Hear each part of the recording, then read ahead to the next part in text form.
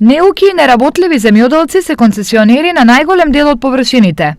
Наместо во рацете на вистинските земјоделци, најголем дел од државното земјоделско земјиште со години завршува кај оние кои од земјоделие малку разбираат. Да не управи раци, мислам дадено е се прекорак.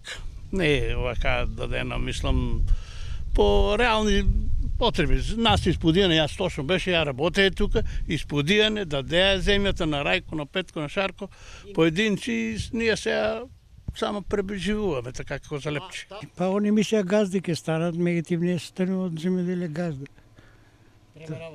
Треба работа, тие, но не земјоделците. Ето и јас има национализиран имот, врнаго на 5 лица и го продават. Ова е една можеби најголема причина за континуираниот и драматичен пат на земјоделското производство, но и за исчезнување на добар дел од културите карактеристични за нашето подрачје. И од култури кои што до тој момент биле засилјувани индустријски култури, пред се мислам тука на сончоглед, на соја, на маслодани култури на соја, понатаму индустријски домат за производство на пире, доматно пире и така натаму и така натаму. Сега имаме само едно монокултурно производство од житарици, од пшеница, јачмен и ништо повеќе.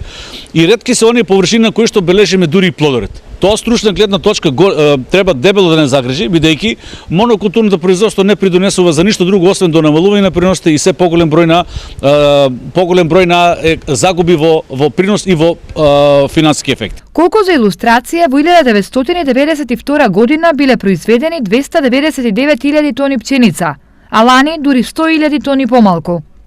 Сончогледот во 1992 година бил со род од 37.756 тони, а лани се собрани од 26.178 тони, што е за 6 пати помалку. Разликата во производството е резултат, меѓу другото, и на тоа што разлика од сега, некогаш една иста парцела се искористувала повеќе пати, нешто што сега не се прави. Зголемување на индексот на искористувањето на единица површина. Тоа ќе значи дека ако една површина била засејана со есенски култури, пшеница, јачмен и така натаму, по жетвата во јуни доаѓа до повторно засејување со истото со култури кои што имаат кратка вегетација, на пример пченка со вегетација од околу 99-95 до 105 дена и повторно имаме уште една реколта од една иста површина. Состојбата со падот на земјоделското производство уште еднаш го отвара и прашањето за ефектот од субвенциите. Во 90-тите немало субвенции, а имало и до 6 пати поголемо производство. Сега амбарите се празни, нивите полуобработени, а државата за подрачка на земјоделието и руралниот развој за до година планира да потроши 137 милиони евра.